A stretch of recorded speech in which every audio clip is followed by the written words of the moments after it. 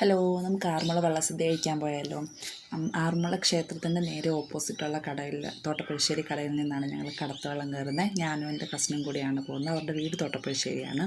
അവിടുന്ന് നമ്മൾ അമ്പലത്തിൻ്റെ റോഡിലിറങ്ങി അമ്പലത്തിലേക്ക് പോകുന്നു. അമ്പലത്തിൻ്റെ ബാക്ക് സൈഡിൽ കൂടിയാണ് നമ്മൾ അമ്പലത്തിൽ കയറിയത്. പാസോടുകൂടി ആർക്കും വേണമെങ്കിലും പോയി വള്ളസദ്യ കഴിക്കാൻ പറ്റും. വഴിപാടുകാർ പള്ളിയോളത്തിൽ വന്നവരെ അമ്പലത്തിലേക്ക് സ്വീകരിച്ച് അമ്പലത്തിനൊരു വലം വെച്ച ശേഷമാണ് വള്ളസദ്യക്ക് വേണ്ടി കയറുന്നത്. അതിന് പോകുന്നതാണ് ഈ താലപ്പൊലിയായിട്ട് കുട്ടികൾ.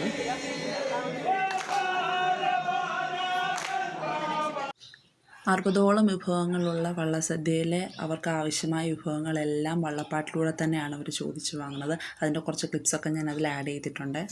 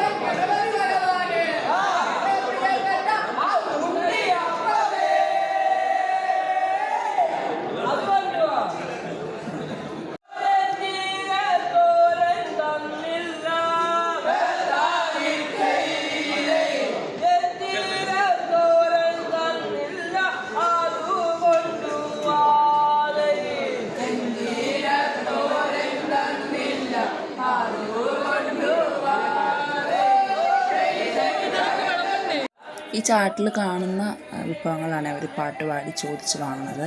ഏറ്റവും ഫേമസായ വള്ളപ്പാട്ടിലൂടെ തന്നെയാണ് അവർ ആ വിഭവങ്ങളെല്ലാം ചോദിച്ച് വാങ്ങുന്നത്.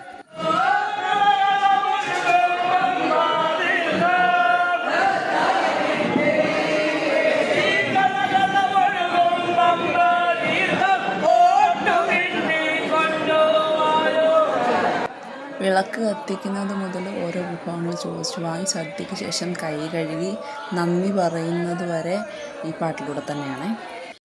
നമ്മൾ രണ്ടാമത്തെ ട്രിപ്പാണ് കഴിക്കാനായിട്ടിരുന്നത്. കാര്യം ആദ്യത്തെ ട്രിപ്പ് നിന്നാലേ നമുക്ക് ശരിക്കും വള്ളപ്പാട്ട് പാടി ആഹാരങ്ങൾ വാങ്ങി കഴിക്കണതൊക്കെ കാണാൻ പറ്റുള്ളൂ. അതാണ് അതിൻ്റെ ഏറ്റവും ഭംഗി.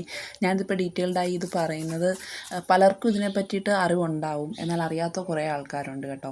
കാര്യം ഞാനെൻ്റെ ഒരു അമ്പലത്തിൽ പോകുന്നതിൻ്റെ ഒരു സ്റ്റോറി ഇട്ടപ്പോൾ തന്നെ പലരും എന്നോട് ചോദിച്ചത് എന്താ സംഭവം, എന്താ ഇങ്ങനെ, അങ്ങനെയൊക്കെ ചോദിച്ചു കേട്ടോ. അപ്പോൾ അറിയാത്ത ഒരുപാട് ആൾക്കാരുണ്ട്. അവർക്കൊക്കെ പ്രയോജനം ആയിക്കോട്ടെ എന്ന് കരുതിയിട്ട് ഞാൻ ജസ്റ്റ് റെക്കോർഡ് ചെയ്ത വീഡിയോസൊക്കെ നിങ്ങളൊന്ന് കാണിക്കുന്നു എന്നേ ഉള്ളൂ കേട്ടോ. എനിക്ക് വളരെ കുറച്ച് കാര്യങ്ങളെ അറിയുള്ളൂ, അത് മാത്രമാണ് ഞാൻ പറയുന്നത്.